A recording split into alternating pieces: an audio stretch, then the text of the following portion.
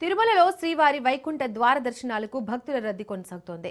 31 కంపార్ట్మెంట్లు, 9 షెడ్లు పూర్తిగా నిండి శిలాతోరణం వరకు క్యూ లైన్లో భక్తులు బారులు తీరారు. శ్రీవారి సర్వదర్శనానికి 20 గంటల సమయం పడుతోంది. మొదటి 4 రోజుల్లో 2,85,566 మంది భక్తులు వైకుంఠ ద్వార దర్శనం చేసుకున్నట్లు అధికారులు అంచనా వేశారు.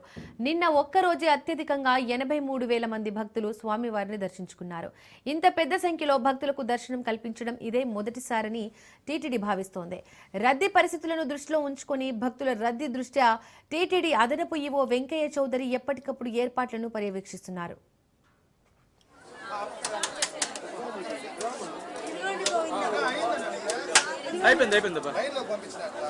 మీరు పంపించి నేను ఇక్కడ మేము కట్ చేస్తాం, మీరు అటు ఇటు ఇస్తాం.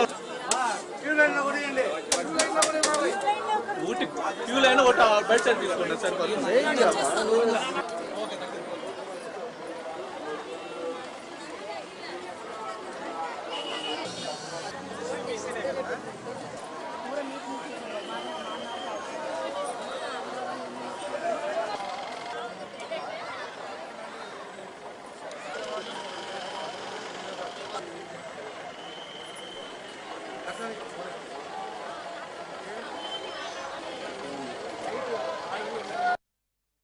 శ్రీవారి టెంపుల్లో వైకుంఠ ఏకాదశి సంబంధించి పూర్తిగా సర్వదర్శనానికి కేటాయించడం జరిగింది. ఈ రోజు నుంచి 8వ తారీఖు దాకా భక్తులు రాత్రి నుంచే చాలా పెద్ద స్థాయిలో వస్తున్నారు. సో ఆల్మోస్ట్ ఇప్పుడు ఆక్టోబస్ దాకా ఉన్నారు. ఇప్పుడే చూసి రావడం జరిగింది. సో అన్ని కూడా పూర్తి స్థాయిలో అన్ని సేవలు కూడా అన్ని విభాగాలు కూడా పూర్తి స్థాయిలో భక్తుల సేవలో మునిగి ఉన్నాయి. భక్తులు కూడా సమయం పాటించాలి. పూర్తి స్థాయిలో అధికారులు చెప్పింది క్యూ లైన్స్ ఎంతవరకు ఉన్నాయో అంతవరకు తీసుకోవడం జరుగుతుంది. వాళ్ళు సజెస్ట్ చేసిన విధంగా వాళ్ళు మళ్ళీ ఎప్పుడైతే ఒకవేళ గేట్స్ క్లోజ్ చేస్తే వాళ్ళు కోఆపరేట్ చేయండి. ఎప్పుడు చెప్పిన టైంకి మళ్ళీ మీరు అందరు కూడా పిఎస్సీలకు వెళ్ళి అక్కడ ఉంటే పిఎస్సీలో మళ్ళీ అనౌన్స్ చేయడం జరుగుతుంది. అప్పుడు వస్తే బాగుంటుంది.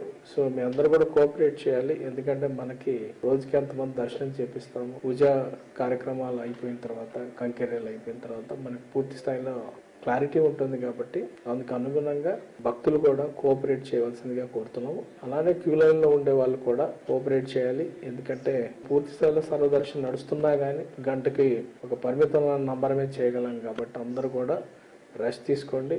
మీకు అన్ని కూడా అన్నప్రసాదాలు పూర్తి స్థాయిలో అన్ని కౌంటర్స్లో కూడా ఇప్పుడే చూసి రావడం జరిగింది. అన్నీ కూడా బ్రహ్మాండంగా ఉన్నాయి. వాళ్ళు సేవలు చేస్తారు. సో మీరు అందరూ కూడా మీకు వంతు వచ్చినప్పుడు మీరు దర్శనం చేసుకుంటే బాగుంటుంది. సో